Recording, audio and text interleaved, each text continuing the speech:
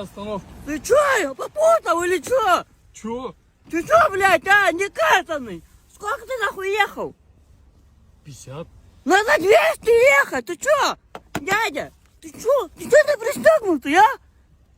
Так я с дома только выехал. Надо пристегиваться, блядь. А ваше удостоверение можно? Документы. Что это значит? Свисток? Ты чё, не понял? Документы показывай. Ты хули жвачку жуешь, блядь? Документы. Вы вменяемый? Я, да. Это не то, блядь. Сигареты тоже не то. Документы-ка смотрю. А ваши можно? Мои дома.